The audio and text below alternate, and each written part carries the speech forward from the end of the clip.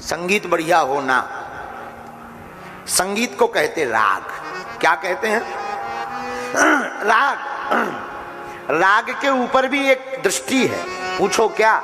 राग के ऊपर है अनुराग। संगीत है राग, अनुराग है प्रेम। राग अगर गड़बड़ भी हो जाए, भगवान कहते हमें कोई दिक्कत नहीं, लेकिन भगवान कहते अनुराग बढ़िया रहे तो हम दौड़े चले आते हैं। तो आज का सूत्र है कथा का। कल का सूत्र था भजन मत बढ़ाइए, भजन बढ़ाइए। क्या बढ़ाइए? हाँ, भजन बढ़ाइए। आज का सूत्र क्या है? राग में मत जिए, जीना ही है तो अनुराग में जियो। राग तो दुनिया को रिझाने के लिए कई बार होता है, अनुराग तो सिर्फ परमात्मा को रिझाने के लिए होता। तब तो गोस्वामी जी कहते राम ही केवल प्रेम प्यारा, राम ही केवल प्रेम प्यारा।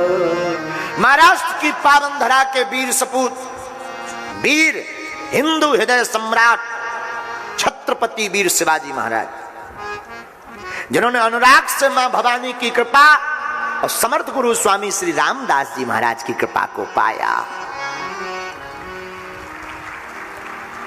लेकिन इसके पीछे कारण सिर्फ अनुराग। और मेरे पागलों, अपनी जिंदगी में याद रखना, अनुराग एक ऐसा विषय है, अनुराग का अर्थ प्रेम होता, और प्रेम एक ऐसा विषय है कि संसार को आप अपने कब्जे में, अपने वशीभूत कर सकते हो। किसी जगह हमारी कथा हुई, हमने कथा में कहा वशीकरण मंत्र किस किस को चाहिए। सबने हाथ खड़े कर दिए, और माताओं को ज्यादा जरूरत लगी क्योंकि उन्हें पतियों को बस में करना था। पुरुषों को भी जरूरत पड़ी। हमने पूछा तुम्हें किसको करना है, तो उन्होंने बताया तो नहीं किसको बस में करना है, लेकिन हाथ खड़े किए। लोगों से हमने कहा कि वशीकरण मंत्र चाहते, लोगों ने कहा हाँ, और आधे से ज्यादा लोग तो पागल हैं वशीकरण के पीछे। हद हो गई, किताबें पढ़ते रहते, ऐसा करिए ऐसा बस में हो जाएगा, टोटका करते रहते। हम आपको बड़ी गंभीरता पूर्वक निवेदन करें, वशीकरण कोई मंत्र होगा ये तो हमें होश नहीं, ये तो हमें खबर नहीं, लेकिन मीठी वाणी ही वशीकरण मंत्र है। प्रेम से सनी हुई वाणी से आप दुनिया को कब्जे में कर सकते हो। दया दिखाकर संसार को अपना बना सकते हो। वीर शिवाजी महाराज, छत्रपति वीर शिवाजी महाराज की एक अद्भुत गाथा हमें याद आती है। उन्होंने अपने बल से, हिंदू हृदय सम्राट ने मुगलों को नाकों चने चबवा दिए। आप एक बार एक ब्राह्मण के यहां रुके थे गुप्त रूप में। ब्राह्मण के घर में, जिनका नाम श्री विनायक देव पंडित जी था। क्या नाम था? पंडित श्री विनायक देव जी। विनायक देव जी के यहां गुप्त रूप से रहते थे आप, बड़े सरल भाव से। और देखो, अतिथि का सम्मान होना चाहिए। हमारे शास्त्रों में आया है अतिथि देवो भवः। लेकिन हम लोग भी बड़े विचित्र लोग हैं। हम लोग अपने अतिथि की सेवा उसकी हैसियत देखकर करते हैं। कोई बड़ा आदमी आ जाए तो प्लेट में बढ़िया बढ़िया काजू मखाने, आहा। तो कोई ऐसी मिडिल क्लास का आ जाए तो नमकीन बिस्कुट में ही कट जा। और कोई छोटे लेवल को चाय बार ले लो, टी लो, जाओ टी लो, पी लो, जाओ। लेकिन कोई और छोटा आ जाए, पानी पियोगे? पानी। और कोई एकदम साधारण, वो भी नहीं, मांग लेगा अगर पीना होगा तो। हम लोग स्वागत भी व्यक्ति की हैसियत देखकर करते हैं। अद्भुत लोग हैं। अब तू हमारी जो बुद्धि कहती है, क्षमा करना, हमारी बुद्धि कहती है घर आए अतिथि को ईश्वर मान करके स्वागत करना चाहिए। लेकिन अब हम लोग अद्भुत। अच्छा एक और गौर करना, हम तो कई बार गौर करते हैं, जितने भी बड़ी हैसियत वाले लोग आते हैं तुम्हारे घर पे, तुम कितनों काजू रख दो वो खाते ही नहीं है। अच्छा खाने लगे तो आदमी रखना भी बंद कर दे। तुम देखना कभी बड़ी हैसियत का आदमी आएगा, बड़ा इज्जत, बड़ा अमीर, खाओ खाओ, अरे भैया एक कुछ तो खाओ, कुछ तो लो, नहीं बस बहुत हो गया, बस अरे एक तो लो, तो वो एक उठाएगा ऐसे, बस बहुत हो गया। हमारे जैसे देहाती यहाँ फंस जाए, प्लेट ही ना बचे। वो अगर ऐसी हैसियत वाले लोग हमारे जैसे पहुंच जाए, आदमी रखना बंद कर दे, क्योंकि हम खाई तो ठीक है, पहले बांटा ही थे। और कई जगहों पर तो हमारे नाम से इसलिए प्रसाद भी नहीं ज्यादा रखा जाता, क्योंकि इन्हें बांट देना है। ये तो विनोद की बात है, पर हम जो तुम्हें समझाना चाह रहे थे वो समझा यह रहे थे, तुम्हारे घर पर मेरे पागलों कोई भी आवे, वो अतिथि भगवान के समान है, उसको ईश्वर के समान में पूजा करनी चाहिए। पंडित श्री विनायक देव जी, उन्हें खबर नहीं थी, होश नहीं थी कि ये कौन है, पर महाराज छत्रपति श्री शिवाजी महाराज उनके घर पर निवास गुप्त रूप से। ब्राह्मण देवता भिक्षा याचन करते थे, मांगने से जो मिल जाता उसी से पेट पालते थे, अपनी भोजन करते, पत्नी को और पहले अतिथि को। पुराने जमाने में अतिथि का बड़ा सत्कार होता था। अतिथि जाते थे तो रोकते थे, अब मत जाओ, रुको, कल चले जाना। आजकल आते देर नहीं होते हैं, पूछते पहले हैं कब जाओगे। हाँ, पहले जमाने में लोग आते थे तो हाथ जोड़कर अरे आइए, और कोई जाता था तो गले मिलाकर के वापस करते थे। आजकल कोई आता है हाँ, और जाता है टाटा, अब मत आना, अब इस घर में मत आना। हद हो गई अंग्रेजी की। अंग्रेजी ने तो दिमाग का दही कर रखा है। ऐसे टाटा, अब लौट के ना दिखाइयो। एक बार नागपुर का हमारा चेला चंगीलाल की लुगाई मुन्नी बाई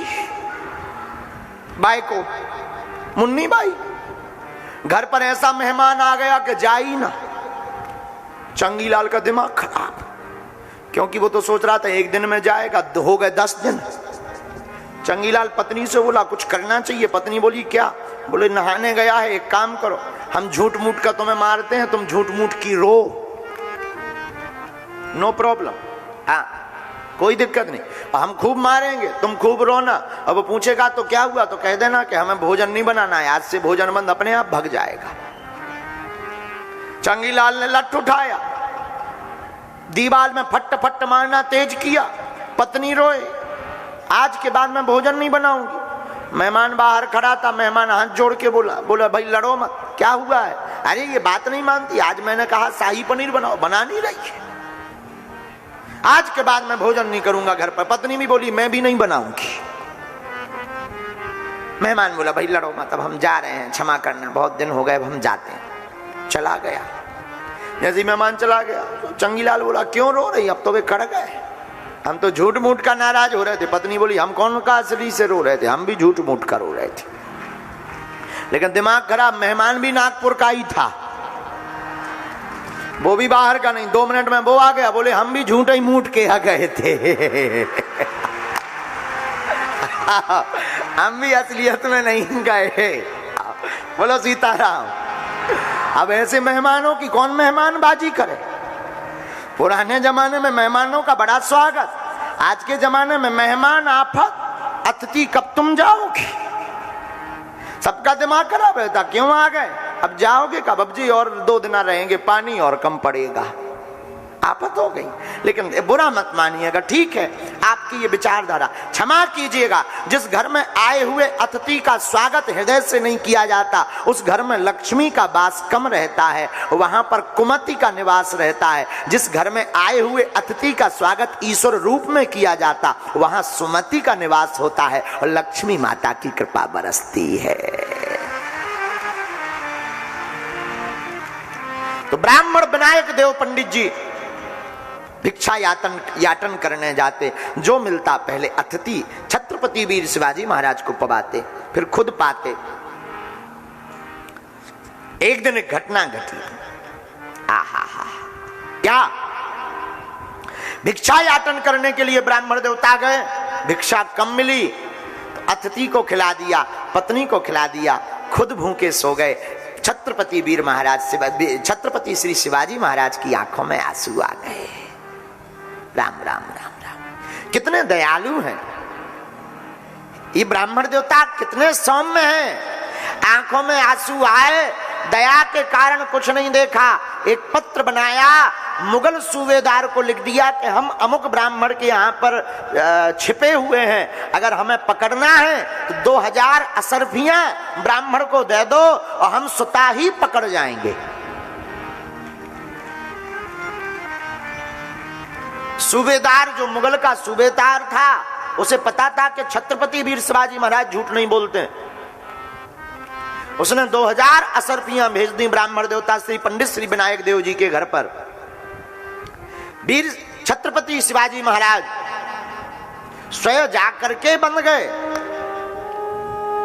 और जब बंध गए और ये बात श्री तानाजी को पता लगी और ब्राह्मण देवता ने पूरी घटना बताई, और जब ब्राह्मण को पता लगा कि हमारे घर पर जो अतिथि थे वो कोई साधारण नहीं, भगवती भवानी के साधक और हिंदू हृदय सम्राट छत्रपति महाराज शिवाजी थे, तो ब्राह्मण देवता रोने लगे कि बताओ, हमारी गरीबी को दूर करने के लिए स्वयं शत्रुओं के चंगुल में फंस गए। धन्य है इनकी दया का भाव, और अपने इष्ट और भगवती से प्रार्थना की, हे मां, इनको कभी कोई खरोंच ना आवे, हम अपनी पूरी साधना और तपस्या इनको दान करते हैं, प्रदान करते हैं। भगवती प्रसन्न हो गई और शत्रुओं के चंगुल से छूट करके उनका वध करके छत्रपति शिवाजी महाराज वापस आ गए।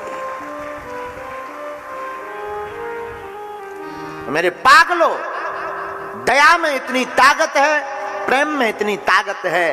भाव का भूखा हूं मैं, भाव ही एक सार है, भाव से जो मुझको भजे सुभाव से बेड़ा पार है। भाव बिन कुछ भी दे तो मैं कभी लेता नहीं, भाव पूरत तेरी ही करती मुझे लाचार है। बांध लेते भक्त मुझको भाव की जंजीर में, इसलिए इस भूमि पर प्रभु का होता अवतार है।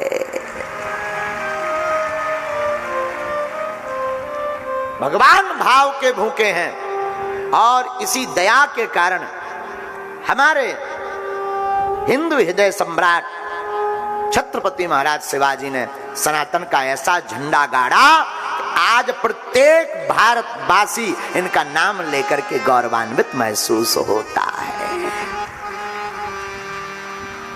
जय भवानी, जय शिवाजी, जय भवानी, जय मराठा, जय महाराष्ट्र। ऐसे दया के भाव से हम आप भी प्रभु को पा सकते हैं।